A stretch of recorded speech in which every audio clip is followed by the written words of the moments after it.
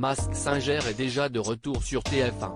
Après la victoire de Denitsa Inomova, le papillon, il y a quelques mois, il est temps de reprendre les investigations. Et ce, avec de nouveaux enquêteurs, Vita, Chantal Leydzou, Jeff Panacloak et Kev Adams.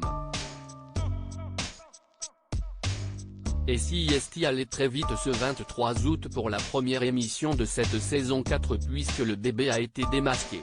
Voici les indices auxquels avaient accès les enquêteurs. Tous les indices dévoilaient le bébé, qui affrontait le dalmatien ainsi que la souris, s'est présenté comme le seul bébé doué de parole, bien qu'il se soit déjà montré en étant 100% silencieux, avant de se considérer comme un enfant prodige. Il a toujours un truc à dire car il est sans filtre. Attention, ce bébé a précisé qu'il n'était pas du genre à écouter des comptines et manger des coquillettes au jambon. Je suis un bébé qui envoie, a-t-il assuré, concédant tout de même qu'il est un poil capricieux.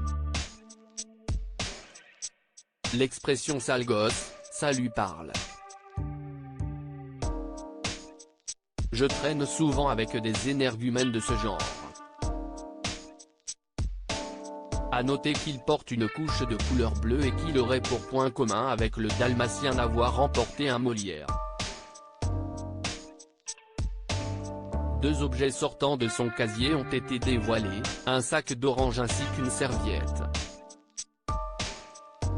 À noter qu'on pouvait observer un ours en peluche avec une guitare ainsi qu'un jeu de clés lors de sa présentation.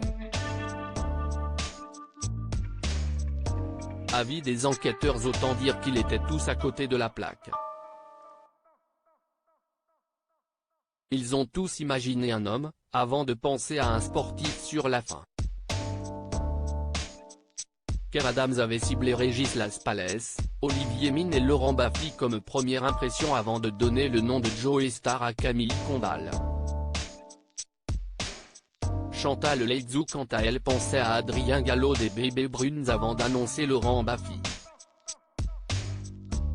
Ce dernier était également le choix de Jeff Panacloak. Vita pensait également à un membre des Bébés Brunes avant de miser sur Fabrice Eboué. Il s'agit finalement d'eux. Ils ont tous été ébahis d'apprendre que c'était finalement Marianne James, auteure-compositrice-interprète, qui se cachait sous ce costume.